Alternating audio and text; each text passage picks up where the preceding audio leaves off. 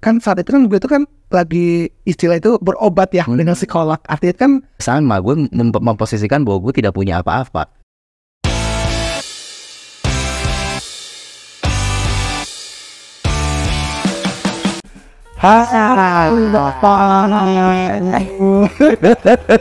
ya bingung ya mau Akhirnya setelah perjalanan 8 purnama ya purnama ya kita mempersiapkan untuk bisa berani gitu ya untuk hadir di hari ini gitu. betul. Hadir di cuplikan ini tuh kayak wow, ini memang kita membutuhkan effort yang luar biasa gitu. Betul. Mulai obrolan ini karena kenapa?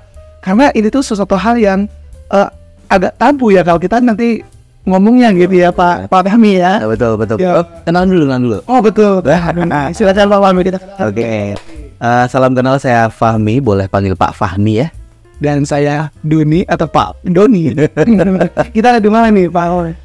Di Bapak emang rumpi ya. Nah tadi itu udah rumpi ya. Jadi mohon maaf nanti kalau misalkan ada bapak-bapak yang di luar sana gitu ya yang merasa kayak, ih kok bapak ada rumpi nih, ini hanya sebuah kontennya bang. Wah, jadi nggak usah diambil hati. Tapi kalau ada manfaatnya ya monggo gitu ya. Jadi boleh, bener. Jadi kenapa ya bapak emang rumpi? Ya gitu deh ya.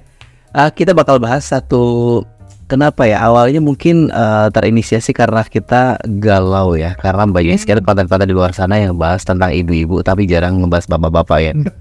Padahal banyak banget sisi-sisi yang bisa dibahas atau dikupas gitu ya tentang bapak-bapak. setajam.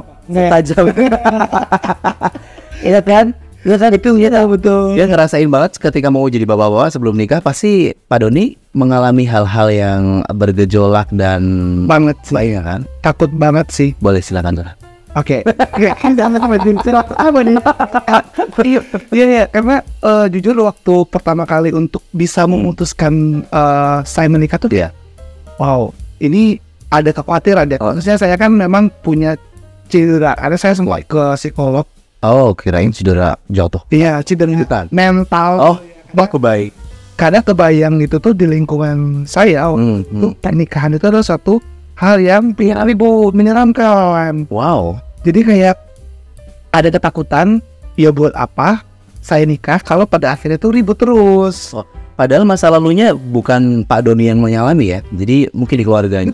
Oh, karena orang lain kan, orang lain jadi ada trauma tersendiri gitu. Banget. Jadi itu tuh lingkungan terdekat saya sebenarnya. Jadi kayak hal-hal itu tuh yang membuat saya kayak, duh, saya sendiri aja tuh udah bahagia gitu kan. Terus kalau saya nanti menikah tuh ribut-ribut buat apa? Oke. Itu yang ada kekhawatiran hal itu yang membuat saya akhirnya ngobrol dengan psikolog saya ya. Itu lumayan cukup butuh waktu gitu ya untuk bisa memutuskan. Kalau Pak Fahmi sendiri ada nggak sih? Kalau saya kekhawatirannya lebih kepada saya mungkin nggak sevisioner Pak Doni gitu ya, yang akhirnya punya ketakutan nanti takutnya rumah tangga saya juga sama dengan rumah tangga orang lain gitu ya, di mana lingkungannya kita terdekat. Kalau saya lebih kepada diri saya itu bisa nggak ya gue ngurusin anak sama istri gitu dengan waktu itu tuh gue nggak punya apa-apa gitu. Di tengah-tengah stereotip yang mengatakan bahwa kalau laki-laki yang mau nikah itu kudu harus punya A, B, C, D, E. Ya sih standar. Jadi kayak ada standar-standar yang membuat pressure banget gitu. Karena waktu itu terus terang gue belum punya pekerjaan. Oke. Baru banget. Takut ya, takut bisa ngasih apa gitu ya. Betul, apalagi orang tua zaman dulu itu selalu menasehati anak laki-lakinya. Dong ya, buat bahasa Jawa kan. Dong, kalau kamu mau nikah itu harus sudah punya A, B, C, D, E, F, G. Saya mikir-mikir dong, usia saya waktu itu udah 25 ke atas. Harus punya rumah segala macam. Aduh, terus gimana gitu. Pekerjaan juga belum punya waktu itu. Itu sih yang lebih ke situ kalau saya kekhawatirannya. Jadi lebih kekhawatiran atas standar-standar tersebut. Betul, standar-standar yang justru diciptakan oleh masyarakat sekitar ya. Oh, padahal itu belum tentu. Bedanya ya, bahkan pernikahan itu bisa jadi nggak perlu sebesar itu standarnya. Iya sih. Pak Doni ngalamin nggak sih kayak ada hal-hal yang kayak gitu terus? Gimana sih persiapan? Sempat sih, iya sempat beberapa. Khususnya kita keluarga dari mereka kampung ya. Oke. Memang Sama. betul. Jadi kayak ketika lihat saudara-saudara saya menikah tuh memang butuh biaya besar. Nah kan, Apalagi di kampung harus panggung 7 hari 7 malam. Betul. Dan juga sih, cuman kadang sih 3 hari sih maksimal. Oh, wow. Cuma kan biasanya kan kalau di kampung kan kalau pernikahan itu kan cenderung banyak ngundang ya. Iya benar. Dan kita nggak pakai IO gitu. Jadi pokoknya semua di handle oleh kita. Jadi benar-benar ya lumayan ini ya. Sampai saya tuh kalau ingat gitu ya. Ini mungkin beberapa tetangga saya dengan ya, sudah nikah tuh hutang. Nah itu tuh ya. Jadinya kan happy ya. Setelah pernikahan kita dipusingkan dengan bills gitu ya. Betul. Kita belum bayar catering bla bla segala macam. Wow. Terus mau pindah udah punya hutang. Teman bingung juga ya. Membangun rumah tangga awalnya indah gitu tapi kayak udah ada pressure kita punya uang utang 100 juta, 200 juta dan lain sebagainya gitu kan kayak betul banget. Itu kayak menjadi momok angkatan sendiri gitu ya. Wajar sih karena apalagi kita sebagai bapaknya nih, suaminya ya yang harus memandu. Kan. Benar. Iya sih kalau iya kebayang. Nah, terus gimana Pak Don akhirnya ketemu sama ibu kan? Ibu. Ini adalah suatu itu takutnya gimana? Maksudnya apakah dalam diri Pak Doni itu kayak udah mending gak usah nikah aja atau akhirnya tersadarkan Anda paham kali aja ya kan? Karena ada masa-masa trauma masa lalu itu. Oke, jadi benar di waktu itu tuh gue memutuskan nggak mau nikah. Oh, bahkan gue tuh udah sempat ngomong dengan ibu gue gitu ya, gue kira kayak udah lama kan yang mama inginkan apa dari saya bahagia kan. Ya. Nah kalau bahagia ya saya sekarang posisinya sendiri saya udah bahagia. Oh kayaknya nggak usah nikah juga apa-apa. Betul, tapi di saat bersamaan di itu adalah masa di mana saya sudah mulai membuka diri dengan orang lain lah. Di situ adalah psikolog begitu ya. Oke. Jadi saya sempat ngobrol dan ya lumayan lah proses diskusinya itu sehingga pada akhirnya saya menemukan gitu ya bahwasanya ya benar juga ya ketakutan yang saya alami tadi tuh belum tentu saya akan dapatkan selama saya belajar di sebelum memutuskan untuk menikah nih ya. Karena kan ada prosesnya ya. Nah di situ akhirnya saya oke lah saya terbuka nih, saya pada akhirnya berdoa nih. Berdoa mudah-mudahan dapat jodoh gitu. Jadi ya usia saya waktu itu ya memang nggak muda banget juga dan nggak yang berumur juga ya, tapi kayaknya udah waktu cukup gitu ya. Dan akhirnya saya berdoa dan itu tuh pertemuan itu benar-benar saya tuh dengan istri saya tuh belum pernah bertemu sama sekali. Meskipun kita satu kampus itu nggak pernah bertemu secara langsung. Jadi komunikasi awal yang kita lakukan itu hanyalah melalui Facebook waktu itu ya. Wow, milenial sekali ya. Waktu itu pertama kali itu di tahun 2013. Jadi itulah komunikasi pertama kali dan dia ngajakin ini ikut tes bareng lah. Tes apa nih? Indonesia mengajar. Terus apa? Ini tes itu dan setelah itu terus close. Nah tiba-tiba di bulan Juli akhir 2020 gitu ya, waktu corona di mana masa kesepian gitu ya, kan lagi kayak dulu seorang extrovert tuh harus di rumah terus gitu, kayak makin ini kan kayak wah andai aja punya orang nih di rumah bisa nyaur teman gitu ya, punya teman bisa ngajarin berobrol tiap hari itu kayaknya seru gitu ya. Dan akhirnya gue yang udah lama nggak buka Facebook tuh gue coba itu buka Facebook karena udah 2 tahun gue nggak buka Facebook dan pokoknya Facebook gue tuh kayak udah lagi deh. Ya perjalanan cukup panjang ya, dari mulai membuka diri, ngobrol sama psikolog gitu ya. Terus habis itu kenalan sama someone ya. Berarti masih someone dong, dulu nggak tahu itu bakal jadi jodoh Anda ya. Betul, masih someone. 2013 baru buka lagi Facebook 2020. Ya, cukup panjang ya, 7 tahun ya. Dan tiba-tiba nemu orang tersebut. Iya, istri Anda ini. Ketemunya tuh di notifikasi.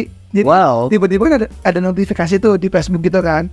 Terus pas notifikasi tuh adalah kayak apa ya? Dia tuh mengupdate channel YouTube dia gitu kan. Terus nama ini siapa gitu kan. Terus gue klik gitu dong. Pas gue klik lihat videonya, gue dengerin, kok suaranya panas gitu ya, dari suara dulu. Suaranya dari foot kita turun ke hati. Itu kayak gue kasus kayak ada magnet sendiri kayak. Padahal tuh gue nggak tahu siapa dia gitu kan. Itu kayak nggak tahu dalamnya ya, artinya itu kayak siapa dia, pribadinya seperti apa, jadi kayak tertarik. Tapi merasa kayak kok ketika dia ngomong tuh kayak nyaman ya kayak gue gitu kan. Dan akhirnya dia mulai lah PDKT singkat ceritanya nih. Oke. Tadi waktu cuma seminggu atau 2 minggu waktu itu. Akhirnya Langsung nikah. nggak sih, cepet banget ya. 2 minggu. 2 minggu, pokoknya gue langsung utarakan, lu mau nggak nikah sama gue? Meskipun tuh pakai ini ya, via chat ya. Oke. Terus setelah itu ya dengan proses yang singkat itu kita akhirnya memutuskan, dan sebenarnya tuh kalau dibilang apa sih yang menjadi kuat gitu ya, yaitu faktor suara iya. Oke. Tapi yang paling meyakinkan adalah mungkin ini terlihat klise tapi benar-benar tujuannya itu adalah untuk menenangkan diri Oke. dan karena ibadah. Ini karena ibadah. Iya. Dan ya kita tuh benar-benar bahkan nggak bertemu sampai kami H-1 mau menikah. Wow. Jadi lamaran itu tuh terjadi H-1 sebelum menikah gitu ya, karena kita memang jauh ya, jauh dan Biaya juga kali ya. Biaya tenaga biaya ada keluarga dan juga kondisi itu masih corona kan. Jadi kan nggak bisa kita banyak orang. Jadi akhirnya ya di H-1 itu kita baru ketemu. Dan jujur sih waktu itu kayak Anda juga khawatiran lagi nih, kayak gue tuh bahkan pas udah beli tiket pesawat tuh atau bener nggak ya? pergi aja ya, nggak usah kesana ya, karena ada takut trauma itu. Tapi Bill mencoba untuk akhirnya memberanikan diri gitu loh, Mas Fahmi.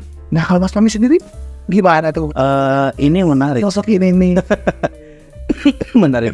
Kalau aku justru dulu tuh ya, Pak. Jadi rasanya tuh kayak nggak pede gitu. Bukan takut untuk, gue punya keinginan untuk menikah gitu ya. Bahkan udah membayangkan pengen punya anak gitu ya. Cuman gue lebih ke nggak pede. Ada nggak ya sosok perempuan yang mau sama gue gitu? Kenapa? Emang apa tuh, Pak?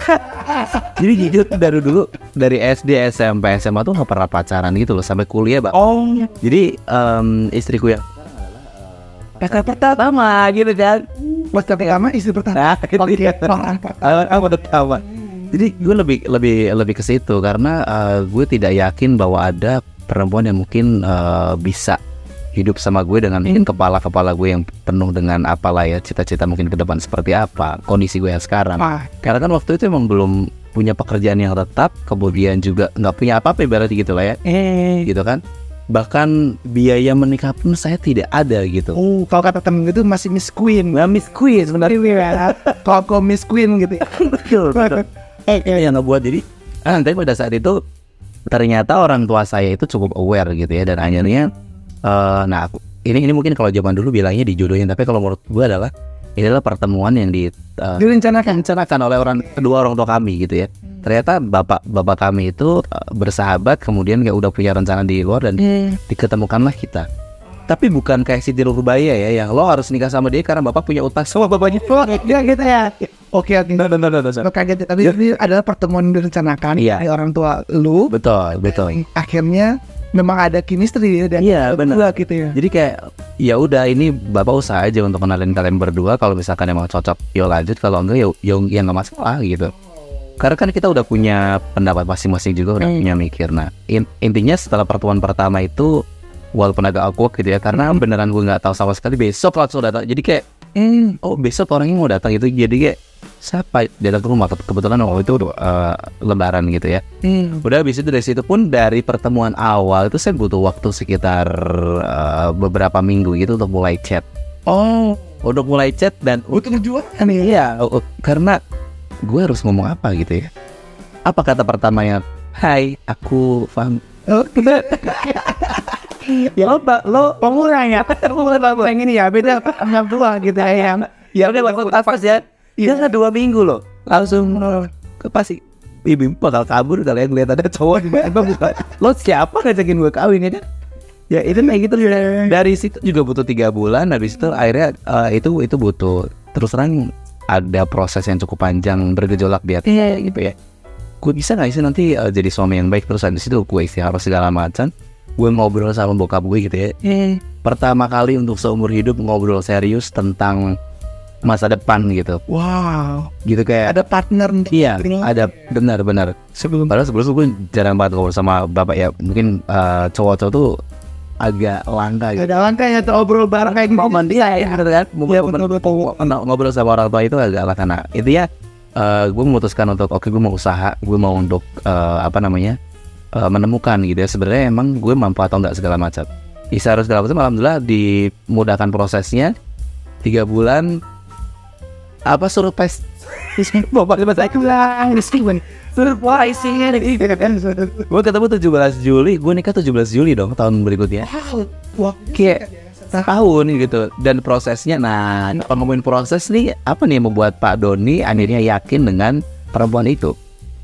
prosesnya jujur ya, karena perkenalan gua dengan istri gua itu tuh bener-bener sih banget. Jadi Exact, betul. Juli akhir dan gue nikah November di tahun yang sama tuh. Wow, Iya. ada setengah tahun ya berarti. Enggak, cuma berapa bulan? Cuma 3 bulan. Oh wow. 3 bulan dan jadi apa ya, proses kami itu benar-benar singkat dan itu tuh kita pakai menggunakan istilah itu ta'aruf. Tapi seni ta'aruf ya, kita nggak pakai perantara, tapi kita tetap meminimalisir komunikasi sebenarnya. Tapi yang menjadi perantara kami itu malah psikolog kami. Oh, Ya psikolog saya itu waktu itu. Jadi kayak dia pengen pengen denger, pengen tahu siapa calon gua waktu itu dan akhirnya jadi kayak ngobrol juga mungkin. ngobrol. Sebab Betul, dan ternyata antara ya jadi siapapun itu ya bapak-bapak yang ada di sana dan bahkan calon-calon bapak-bapak gitu ya. betul. Dan bahkan tuh untuk siapapun orang tuh pasti ada kekhawatiran untuk menikah gitu loh. Jadi Oh, jadi wajar dan normal banget. fair banget dan itu normal banget. Siapapun itu gitu. Bahkan orang yang nggak punya cedera mental pun itu punya kekhawatiran gitu loh. Karena kan ini kan proses kita mau masuk ke ranah hidup baru kan ya. Betul. Fase baru nih kan. Dan wajar juga karena kita sama pasangan itu kan pengennya sehidup semati ya. Betul. Kayak- kalian tuh seumur hidup. Betul sekali gitu kan. Jadi emang panjang banget, setahun 2 tahun sampai 50 tahun. Semoga gitu ya. Ya amin. Ya kan, jadi emang prosesnya kayak ngebayangin gak sih kayak hidup berdua dengan orang. Ya kita nggak kenal tuh ya. Tuh, Terus kayak kita mau menjalani sehari demi hari kayak gitu bareng sama dia gitu. Wajar sih. iya. Ini Akhirnya kenapa? yang memutuskan itu adalah visi misi. Oh sama. Iya, jadi pertama adalah gua sama dia sama-sama seorang pendidik gitu ya. Oh. Itu kita di ruang yang nggak jauh-jauh dari dunia pendidikan. Iya. Dan ketika kita memandang sebuah pendidikan itu kok sama ini gitu ya. Dan termasuk ketika gua dengan dia itu berbicara, kalau punya anak apa nih prosesnya kayak gitu. Dan yang paling membuat gua akhirnya memutuskan untuk memilih istri gua adalah kan saat itu kan gue itu kan lagi istilah itu berobat ya dengan psikolog. Artinya kan ada kondisi yang belum sehat nih. Iya. Nah, gue ini sebelumnya nih sempat pendekatan dengan orang lain, tapi ketika gue bilang gue lagi berobat dan orang Lari. gue tuh lari. Kabur. Oh. Lebih tepatnya sih kayak yaudah lu berobat dulu deh kayak gitu. Ntar kalau sembuh baru Baru datang ke gue. Nah, bilang nggak ya lo? waktu itu istriku ini Mau nerima dong. dia mau menerima dan dia gue kayak Itu sih. ya udah yuk berproses bareng aja kayak Nah itu.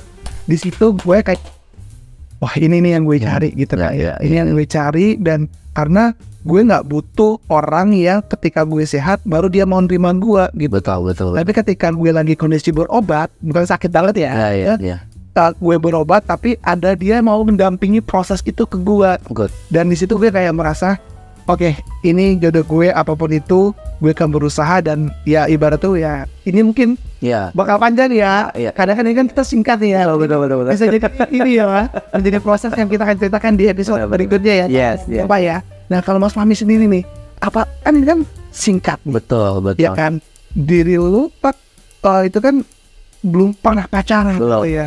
Anda kan belum tahu kan mengenal Gimana cara? Iya. perempuan gitu kan. Betul. Gimana pada akhirnya lu memutuskan ini adalah masa depan gue. Itu kan beda ya, silakan. Iya. Pak Fahmi. Kalau gue sih lebih kepada ini. Jadi setelah memutuskan, yuk kita mau serius ya, mau. Nah di situ tuh caranya kita approach gimana? Karena pada saat itu kita LDR ya. Jadi dia di kota kebetulan sama-sama kota Pekalongan gitu Pekalongan lagi proses bekerja gitu juga. Proses pindah kerja. Nah saya ada di kota lain untuk persiapan belajar waktu itu. Oke. Gitu ya, belajar bahasa Inggris di Paris. Nah di proses itu aku berpikir bahwa kita nggak pernah bisa ketemu dan aku akan ngerasa bingung sih ketika gue ketemu sama dia itu apa yang mau diobrolin gitu. Ya. Beneran clueless banget dan akhirnya gue berpikir bahwa kayaknya kita via tulisan lebih nyaman deh. Jadi kita selalu berkirim email satu sama lain. Cinta itu ya. Lagi gue selalu membuat satu topik-topik untuk kita bahas bareng-bareng dan gue menilai dari bukan ya emang ini lagi nyatu Lagi proses yang support kayak HM gitu itu ya. benar. Jadi gue melempar topik, dia menanggapi, dan gue ngelihat opini-opini dia, kemudian apa namanya, pemikiran-pemikiran dia tuh kayak tulus aja gitu. Dan gue juga sama, gue memposisikan bahwa gue tidak punya apa-apa. Yes. Lo mau gitu, gue nggak punya kerjaan, gue masih punya banyak cita-cita. Waktu itu gue tuh kayak adalah semacam setahun ke depan rencananya mau ngapain gitu.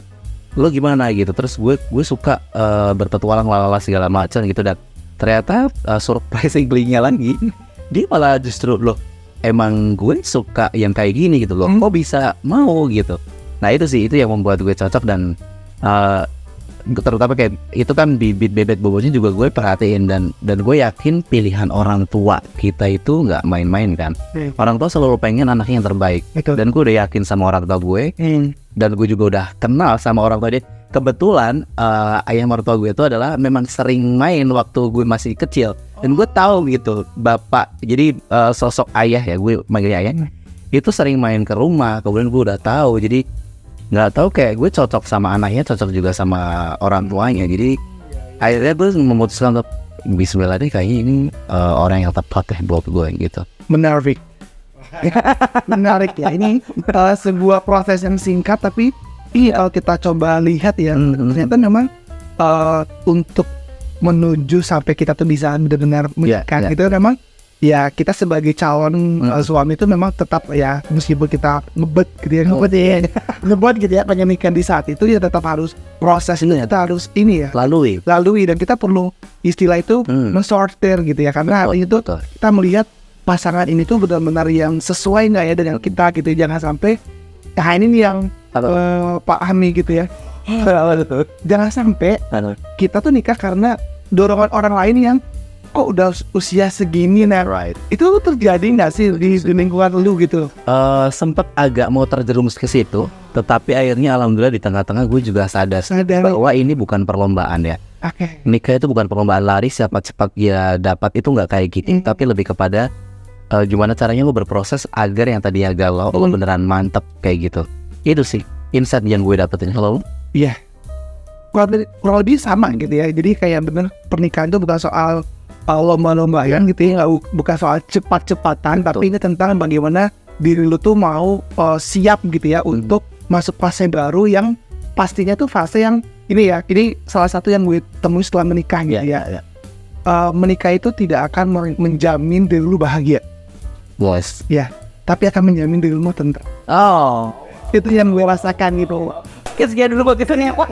Karena saya kalau pengalaman ya. Karena pastinya ya, setelah ini kita bakal membahas tentang bagaimana pernikahan di tahun pertama nih. Boleh. Karena ini pasti nih, ya kan, kebayangkan. Iya. Pak Hami ini setahun dan gua cuman 3 bulan. 3 bulan. Iya. Tapi tenang, untuk episode berikutnya kita bakal cari nih ya bapak yang mau nih ngerumpi bareng dengan kita. Oke. Ya udah, thank you banget udah dengerin. Saya Pak Fahmi dan saya Pak Dodi. Kita ketemu lagi di Bakal berikut. Bapak emang kita kayaknya tuh ini ya. Lebihnya kurang. Ya udah. Assalamualaikum. Terima kasih sudah mendengarkan.